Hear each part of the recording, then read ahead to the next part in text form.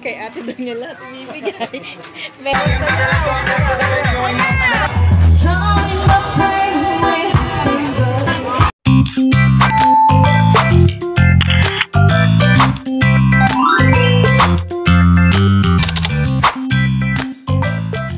Magandang araw! Nagbabalik nga pala tayo sa ating vlog dahil talaga namang maraming naghahanap. Nakakatuwa din naman dahil marami din namang nakaka-appreciate sa ating vlog. At maraming salamat sa inyo. Ito nga palang mini vlog ko ay dispera sa selebrasyon ng kapistahan ng Nuestra Señora del Rosario.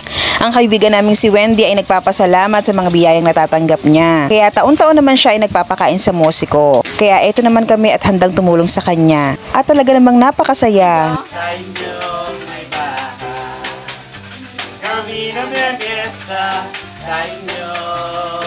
Hindi man kami nakatulong sa pinansyal ay talaga namang tumulong din naman kami sa pag-aasikaso sa mga musiko at sa pagpapakain nito. Maaga pa nga lang ngayon nagpaluto na siya kay Bebek ng adobo. At pagkatapos nga niya naiinayos na namin siya dahil malapit na dumating ang musiko. Panghapunan nga pala ang aming hinanda dahil sa bawat purok ay may nakatoka kung sila ay almusal, tanghalian, merienda or hapunan. Nakakapagod oo pero napakasarap sa pakiramdam. Buta na lang ng mga oras nito ay hapunan na nakuha ni Wendy. Paglabas nga namin ay inayos na nila Ronald ang tent na pagpupwestuhan ng mga musiko.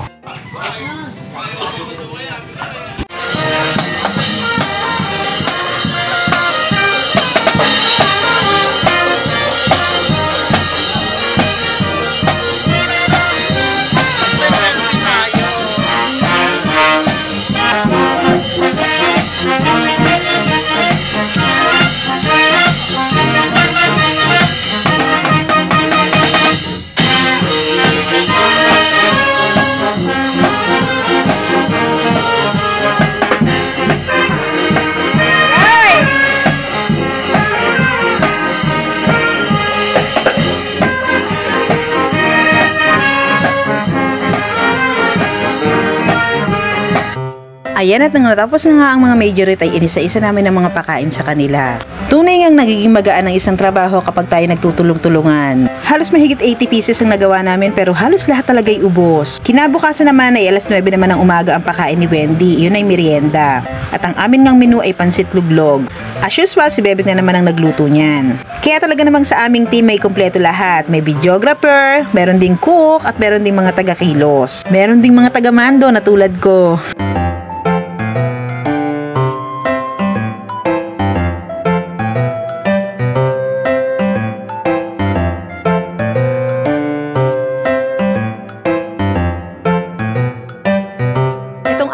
Na ito ay mismo kapistahan na ng Nuestra Señora del Rosario. Dahil nga ng dispiras ay hapunan naman ang kanyang napili, kinabukasan naman ay merienda naman sa umaga, alas 9 ng umaga nga pala yan. Ayan at picture muna kami para naman kami may souvenir at may pang post. Medyo napaaga kami kahapon, kami ang naghintay ngayon sa musiko. Okay! Lakas na Jaryo!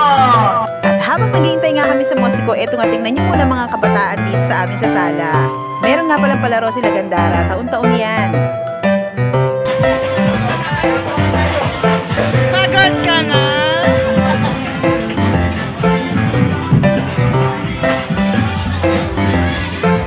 At kinagabihan nga ay may prosesyon si Nuestra Señora del Rosario.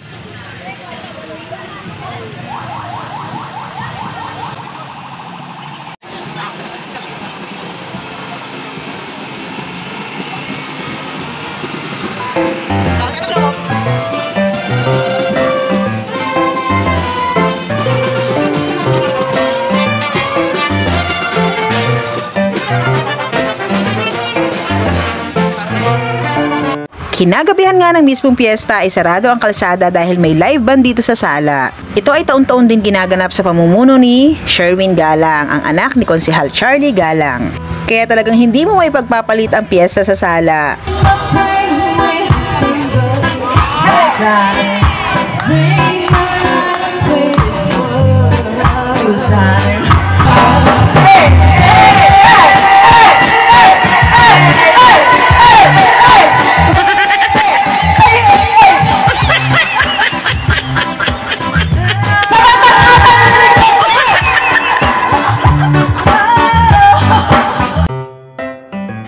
Ganyan nga kasaya ang aming piyesta. Maraming salamat sa panonood. Muli ako si Biba at ito ang aking kwento.